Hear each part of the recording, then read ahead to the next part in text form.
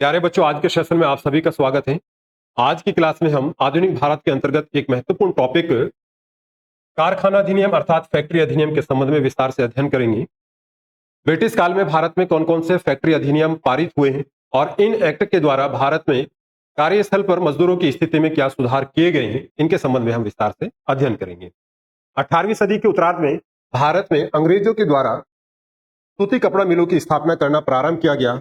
इन सूती कपड़ा मिलों के अंतर्गत भारतीय मजदूरों की स्थिति अत्यधिक दयनीय थी। उनके साथ में अमानवीय व्यवहार किया जाता था, उनको लंबे समय तक कार्य करने के लिए बाध्य किया जाता था और साथ ही कार्यस्थल पर सुरक्षा के, स्वास्थ्य के कोई भी बेहतर इंतजाम नहीं किए गए थे। इन्हीं परिस्थितियों के विरोध में 1875 में भारत में पहला श्रमिक आंदोलन होता है, लेकिन इससे पहले 1873 में मुंबई सूती कपड़ा विभाग के द्वारा एक रिपोर्ट प्रकाशित की गई और इस रिपोर्ट में सूती कपड़ा मिल में काम करने वाले मजदूरों की दुर्दशा को दर्शाया गया था, जिसके कारण से भारतीय जनमानस के अंदर मजदूरों के प्रति एक संवेदना जागृत होती है और आंदोलन का एक पृष्ठभूमि बनती है। 1875 में भारत में पहला श्रमिक आंदोलन प्रारंभ होता है। इन्हीं आंदोलनों के कारण से 1881 में पहला फैक्ट्री अधिनियम ब्रिटिश सरकार के द्वारा पारित किया गया और इस एक्ट के द्वारा भारत में कार्यस्थल पर मजदूरों की स्थिति को कुछ सुधार करने का प्रयास किया गया। इस सुधार के लिए भारत के महत्वपूर्ण 3 बुद्धिजीवी व्यक्तियों के द्वारा इसमें बड़ा योगदान दिया गया और जिसमें एम.एन. लोखंडे, एस.एस. बंगाली और सोराब जी, ये 3 महत्वपूर्ण भारत के बुद्धिजीवी व्यक्ति थे जिन्होंने मजदूरों के शोषण के विरुद्ध आवाज उठाई और सरकार को मजबूर किया। 1881 में पहला फैक्ट्री अधिनियम सरकार के द्वारा पारित किया गया। हम देखते हैं कि इस फैक्ट्री अधिनियम के द्वारा कौन कौन से महत्वपूर्ण सुधार कार्य किए गए। कारखानों में दुर्घटना होने पर प्रशासन को सूचित करना अनिवार्य कर दिया गया। साथ ही केवल सरकारी अनुमति से चलने वाली पावर चालित फैक्ट्रियों, यानी जहां पर 100 से अधिक श्रमिक काम करते थे, इस अधिनियम के दायरे में उनको लाया गया। अन्य महत्वपूर्ण पॉइंट है बाल श्रम पर प्रतिबंध लगाया गया। यह बहुत ही महत्वपूर्ण पॉइंट है इस एक्ट का। 7 वर्ष से कम उम्र के बच्चों का कारखानों में रोजगार पूर्णतः 7 साल से कम उम्र के बच्चा कारखानों पर काम नहीं करेगा। नेक्स्ट प्रावधान किया गया, यह भी महत्वपूर्ण पॉइंट होगा बच्चों के लिए।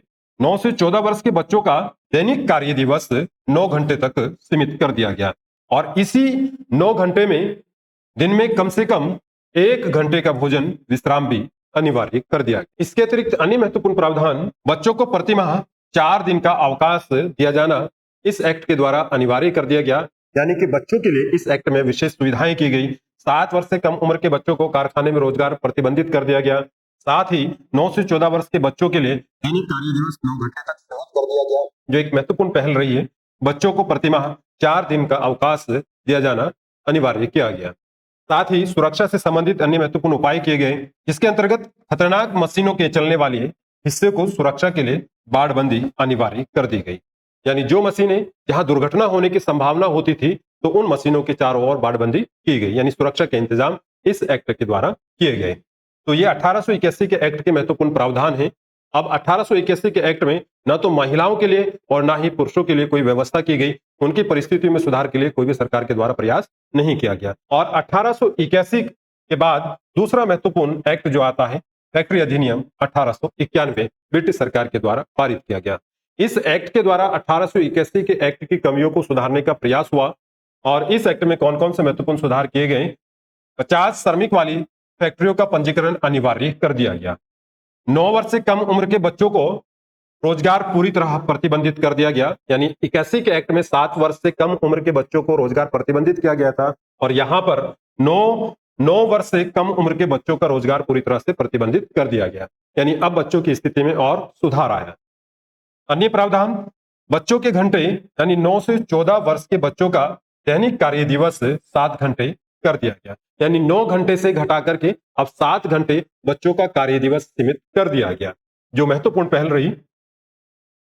अन्य महिलाओं के लिए इस एक्ट में महिलाओं के लिए भी महत्वपूर्ण प्रावधान किया गया और महिलाओं के लिए कार्य दिवस निर्धारित किया गया और एक कार्य दिवस में 11 घंटे का कार्य समय निर्धारित कर दिया गया और साथ ही इस 11 घंटे के कार्य दिवस में 1 घंटे का आराम भी शामिल किया गया। अन्य महत्वपूर्ण प्रावधान में रात्रि कार्य को निषिद्ध कर दिया गया, यानी कि महिलाओं और बच्चों को रात्रि में काम नहीं कराया जा सकता था। यानी अब महिलाओं को 1891 के एक्ट के द्वारा और महत्वपूर्ण अधिकार दिए गए। इस एक्ट में रात्रि के समय महिलाओं और बच्चों के कार्यस्थल पर कार्य करने पर प्रतिबंध लगा दिया। सभी श्रमिकों को सप्ताह में कम से कम एक दिन का अवकाश देना अनिवार्य कर दिया गया। यानी 1881 के एक्ट में केवल बच्चों को एक दिन के अवकाश दिए जाने की व्यवस्था की गई थी। यानी कि महीने में 4 दिन का अवकाश दिए जाने की व्यवस्था थी। यहाँ पर सभी के लिए यानी बच्चों के साथ साथ महिलाओं और पुरुषों को भी कम से कम सप्ताह में एक दिन का अवकाश दिया जाना अनिवार्य कर दिया गया। इस एक्ट में स्वास्थ्य से संबंधित प्रावधान भी किया गया और प्रांत सरकार को कारखानों में स्वच्छता, आराम आदि के नियम बनाने की शक्ति प्रदान कर दी गई। यानी अब प्रांतीय सरकारों को भी इसके अंतर्गत शामिल किया गया और प्रांतीय सरकारों को स्वास्थ्य संबंधित नियम बनाने की दायित्व प्रदान कर दिया गया। फैक्ट्री अधिनियम 1891 के बाद में आने वाला महत्वपूर्ण अधिनियम है फैक्ट्री अधिनियम 1911, और जिसमें महत्वपूर्ण प्रावधान किए गए। पुरुष वयस्कों के लिए अधिकतम 12 घंटे और बच्चों के लिए 6 घंटे दैनिक कार्य दिवस निर्धारित किया गया। नेक्स्ट पॉइंट है 14 वर्ष से कम आयु के बच्चों को रोजगार हेतु आयु और स्वास्थ्य प्रमाण पत्र दिखाना जरूरी कर दिया गया, यानी अनिवार्य कर दिया गया। अन्य प्रावधान है अधिनियम लागू कराने हेतु पूर्णकालिक फैक्ट्री निरीक्षकों की नियुक्ति अनिवार्य कर दी गई। यानी कि अब सरकार के द्वारा एक इंस्पेक्टर की नियुक्ति की गई जिसका कार्य फैक्ट्रियों की जांच करना था और फैक्ट्रियों में मजदूरों की स्थितियों को परखना था, और इन अधिनियमों के द्वारा लागू किए गए प्रावधानों को फैक्ट्रियों में इंप्लीमेंट कराना इसका उद्देश्य था। फैक्ट्री अधिनियम 1922 पारित किया गया और इस एक्ट के पारित करने में इसके पीछे महत्वपूर्ण पृष्ठभूमि रही है। 1918 में बीपी वाडिया के द्वारा मद्रास श्रमिक संघ की स्थापना की गई और श्रमिकों की स्थिति में सुधार लाने के लिए उनके द्वारा महत्वपूर्ण प्रयास किया गया। साथ ही 1919 में, यह महत्वपूर्ण पॉइंट है, 1919 में अंतर्राष्ट्रीय श्रम संगठन की स्थापना हुई, यानी कि ILO की स्थापना हुई और इंटरनेशनल लेबर ऑर्गेनाइजेशन के द्वारा कई नियमन किए गए। यानी फैक्ट्रियों में मजदूरों की स्थिति सुधारने के लिए नियमन किया गया। अंतर्राष्ट्रीय श्रम संगठन की स्थापना के बाद में यह एक्ट भारत में आता है और 1920 में एक और महत्वपूर्ण संगठन की स्थापना होती है, पहली मजदूर फेडरेशन की स्थापना होती है और 1920 में लाला लाजपत राय और उनके अन्य सहयोगियों ने मिलकर के एटक की स्थापना की थी। एटक मतलब all India trade union Congress की स्थापना की गई थी और ये भारत का पहला ट्रेड फेडरेशन है। 1922 में भारत ILO का संस्थापक सदस्य बना और 1922 में ही ये एक्ट भारत में लाया गया। इस एक्ट के द्वारा महत्वपूर्ण प्रावधान किए गए। इस एक्ट के अंतर्गत बच्चों की आयु निर्धारित की गई। बच्चों के लिए न्यूनतम आयु 12 वर्ष कर दी गई और अधिकतम आयु बढ़ाकर 15 वर्ष की गई। यानी 12 वर्ष से कम उम्र के बच्चों को कार्य करने पर प्रतिबंध लगा दिया गया। अन्य प्रावधान है बच्चों के घंटे 12 से 15 वर्ष के बच्चों के लिए दैनिक कार्य दिवस 6 घंटे निर्धारित कर दिया गया। यानी 7 वर्ष, 9 वर्ष और 12 वर्ष, यानी एक्ट में बच्चों की स्थिति में सुधार लाने का प्रयास कंटिन्यू जारी है। तो यहां पर 12 वर्ष से कम आयु के बच्चों को कार्यस्थल पर कार्य करने पर प्रतिबंध लगा दिया गया और 12 से 15 वर्ष के बच्चों के लिए भी 6 घंटे का कार्य दिवस निर्धारित कर दिया गया। अन्य प्रावधान है कार्य समय, यानी वयस्कों के लिए दैनिक 11 घंटे और साप्ताहिक कुल 60 घंटे का काम निर्धारित कर दिया गया। यानी 11 घंटे का एक कार्य दिवस निर्धारित कर दिया गया, जिसमें महिलाओं के लिए पहले से ही 11 घंटे का कार्य दिवस है और पुरुषों के लिए 12 घंटे का कार्य दिवस है। अब दोनों के लिए 11 घंटे का कार्य दिवस निर्धारित कर दिया गया और यहां पर एक और व्यवस्था की गई कि साप्ताहिक कुल 60 घंटे कार्य करना अनिवार्य कर दिया गया। महिलाओं व बच्चों को शाम 7 बजे से सुबह 5:30 बजे तक काम पर नहीं रखा जा सकेगा। यानी कि 7 से सुबह 5:30 बजे तक महिलाओं और बच्चों के कार्य करने पर भी प्रतिबंध लगा दिया गया। कार्य के बीच विश्राम तथा साप्ताहिक अवकाश यानी एक दिन का अवकाश अनिवार्य कर दिया गया। यानी अब सभी के लिए एक दिन का अवकाश, सप्ताह में एक दिन का अवकाश अनिवार्य कर दिया गया। अब मैकेनिकल पावर युक्त फैक्ट्रियां जहां 20 कामगार हों अधिनियम के दायरे में उनको लाया गया।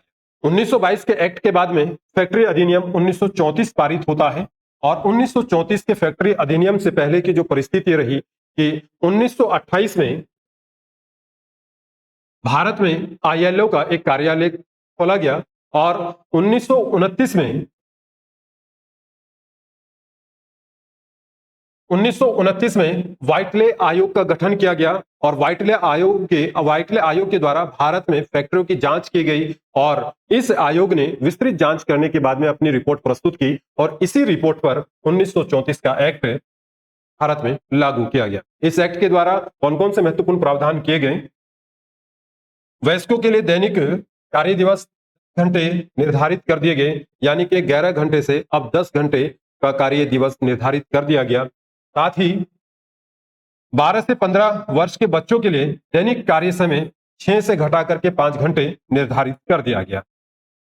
अन्य प्रावधान में एक नई टर्म यहां पर आई, किशोर श्रमिकी, जिसमें 15 से 17 वर्ष की उम्र के किशोर श्रमिकों को शामिल किया गया और उनके लिए फिटनेस सर्टिफिकेट अनिवार्य किया गया। अन्य प्रावधान, रात्रि में महिलाओं और बच्चों को शाम 7 बजे से सुबह 6 बजे तक काम नहीं कराया जा सकेगा, यानी काम करने को प्रतिबंधित किया गया।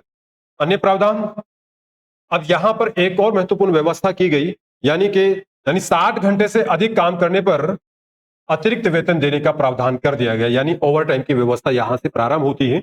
अब भारतीय मजदूरों को यदि उनके निर्धारित कार्य दिवस से ज्यादा काम अगर कराया जाएगा तो उनको उसके लिए अतिरिक्त वेतन प्रदान किया जाएगा, यानी कि ओवर टाइम प्रदान किया जाएगा। एक महत्वपूर्ण पहल रही। इसके अतिरिक्त साप्ताहिक अवकाश, यानी अब रविवार अवकाश अनिवार्य कर दिया गया तथा 10 दिनों से अधिक लगातार काम करने पर भी रोक लगा दी गई, यानी रविवार का अवकाश, सप्ताह में रविवार का अवकाश यहां से फिक्स कर दिया गया। अन्य प्रावधान ही स्वास्थ्य संबंधित और सुरक्षा संबंधित सुविधाएं की गई, जिसके अंतर्गत कारखानों में सफाई, प्रकाश, वेंटिलेशन, पानी, शौचालय आदि के साथ साथ में अग्निशमन उपाय, फर्स्ट एड किट, महिला कल्याण जैसी सुविधाएं लागू की गई। तो एक महत्वपूर्ण एक्ट है जिसके द्वारा एक बड़े स्तर पर यानी व्यापक स्तर पर सुधार कार्य किए गए। पूर्व में लागू किए गए एक्ट में जो कमियां रही उन कमियों को दूर करने का यहां पर प्रयास किया गया।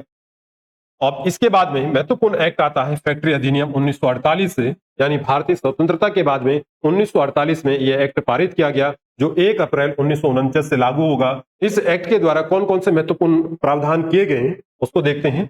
यह एक्ट 1 अप्रैल 1949 से प्रभावी हुआ, यह महत्वपूर्ण है। भारत में स्वतंत्र भारत का पहला फैक्ट्री अधिनियम है 1948 जो 1 अप्रैल 1949 से लागू होता है। इस एक्ट में कार्य समय निर्धारित किए गए और ये कार्य समय दैनिक 8 घंटे एवं साप्ताहिक 48 घंटे का कार्य दिवस निर्धारित कर दिया गया, यानी अब या 10 घंटे के स्थान पर 8 घंटे का कार्य दिवस निर्धारित कर दिया गया, जो वर्तमान में भी कंटिन्यू जारी है। रविवार को अनिवार्य अवकाश जो इससे पहले 1934 के एक्ट में किया गया था उसी को यहां पर कंटिन्यू किया गया। 8 घंटे से अधिक काम करने पर अतिरिक्त वेतन यानी ओवर टाइम मजदूरी दी जाने की व्यवस्था की गई। बाल श्रम, 14 वर्ष से कम आयु के बच्चों को किसी भी कारखाने में काम नहीं कराया जा सकेगा, यानी 14 वर्ष से कम आयु के बच्चों को कर दिया गया। अन्य प्रावधान, 50 से अधिक महिला कर्मचारियों वाली फैक्ट्रियों में उनके बच्चों के लिए डे केयर केंद्र होना अनिवार्य किया गया। अन्य प्रावधान में फैक्ट्री परिसर में स्वच्छता, सुरक्षित पीने का पानी तथा पुरुष महिलाओं के लिए पृथक शौचालय सुविधा सुनिश्चित की गई, यानी इस एक्ट के द्वारा और 1934 के एक्ट में जो काम नहीं किया गया था, जो सुधार नहीं किए गए थे, उन सुधारों को इसके द्वारा पूरा किया गया। और यह स्वतंत्र भारत का एक महत्वपूर्ण एक्ट है जिस एक्ट के द्वारा भारतीय श्रमिकोों की स्थितियों में सुधार लाने का एक बड़ा प्रयास किया गया। यह है ब्रिटिश भारत में पारित महत्वपूर्ण फैक्ट्री अधिनियम और 1948 का स्वतंत्र भारत में पारित प्रमुख अधिनियम। आज की क्लास को हम यहीं समाप्त करते हैं और मिलते हैं नेक्स्ट क्लास में एक नए टॉपिक के साथ में। धन्यवाद।